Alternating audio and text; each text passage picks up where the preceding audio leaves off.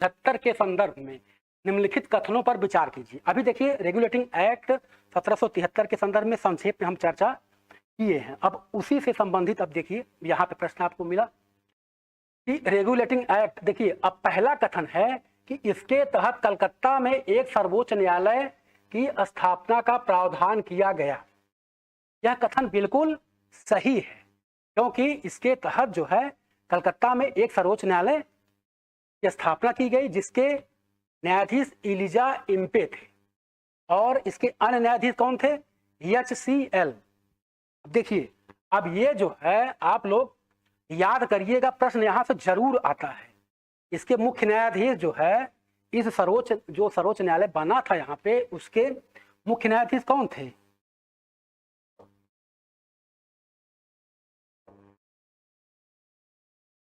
अब मुख्य न्यायाधीश इलिजा इम्पे, इंपॉर्टेंट है, कई बार पूछ चुका है। इलिजा इम्पे और अन्य न्यायाधीश HCL से याद करिए, HCL। इसी तरह से याद करने में आसानी हो जाएगी। और प्रश्न यहां से आता है और गलत भी होता है। क्यों? क्योंकि अब यहां पे जो है ये हाइड, यस से हाइड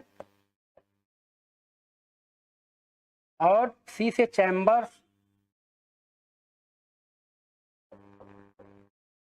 और लिमेस्टर,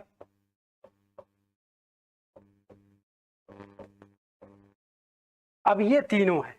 जैसे प्रश्न पूछ लेगा कि यहाँ पे जो सर्वोच्च न्यायालय का रेगुलेटिंग एक्ट के तहत जो सर्वोच्च न्यायालय बनाया गया था, उसके न्यायाधीशों में से कौन नहीं था, निम्नलिखित में से कौन नहीं था? तो वहां पे देखिए हाइड, चैम्बर्स, लिमेस्टर दिया रहेगा और उधर जो है जो गवर्नर जनरल की कार्यकारिणी के सदस्य थे, बारवेल मेंशन, मानसेन बारवेल, क्लेवरिंग फ्रांसिस, उसमें से कोई दे देगा। तो उसमें से अब इन तीनों के अलावा जो भी होगा वो गलत हो जाएगा। तो याद रखिएगा, उधर वो कार्यकारिणी के जो चारों सदस्य थे वो, और इधर जो है न्यायाधीशों, जो अन्य न्यायाधीश थे हाइड, चैम्बर्स, लिमेस्टर, इनको HCL से याद कर लेंगे तो बहुत आसानी से याद हो जाएगा। क्योंकि आप लोग विज्ञान में पढ़े होंगे HCL अम्ल, जो कि हाइड्रोक्लोरिक अम्ल बोलते हैं, इसको बोला जाता है, और यह आमाशय में पाया जाता है, वहां उत्सर्जित होता है।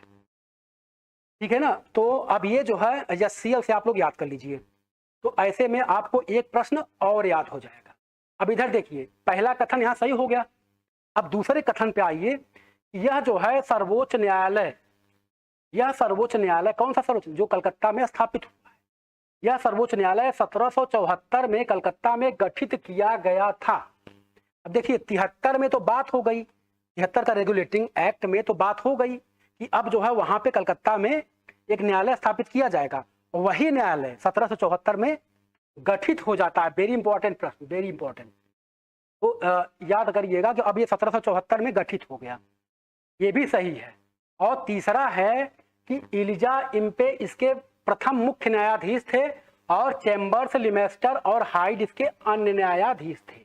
बिल्कुल अभी मैं चर्चा किया, ये भी सही है। अब देखिए, अब ये भी सही है, इसका मतलब कथन 1, 2, 3, ये 3 कथन तो सही हो गए। अब चौथा देखते हैं कि चौथा है कि यह सर्वोच्च न्यायालय सामान्यतः एक विधि न्यायालय था। अब यहां पे ये गलत हो जाता है।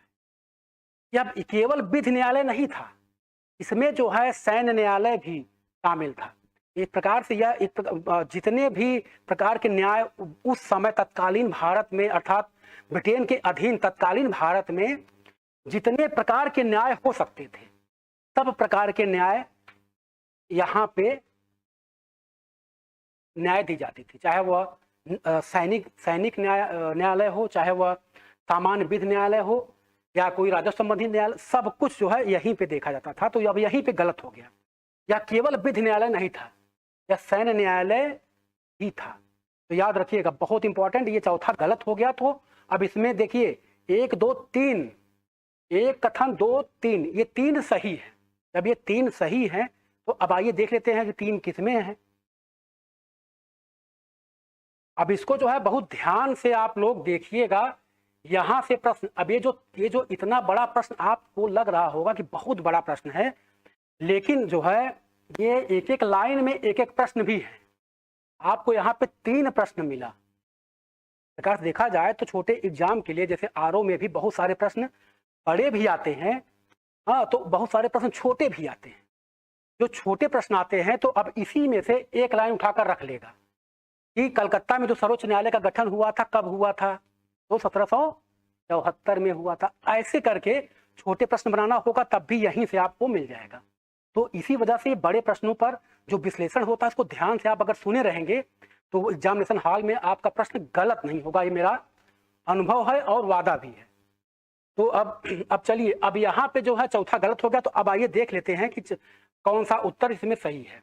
तो जिसमें केवल 1 2 3, इसमें 1 2 3 सही होगा वही उत्तर होगा। तो इसमें उत्तर कौन सा है? इसमें उत्तर आपका हो गया 3, 1 2 3 सही है। ठीक है, अब आगे अगला प्रश्न, अगले प्रश्न पे आते हैं।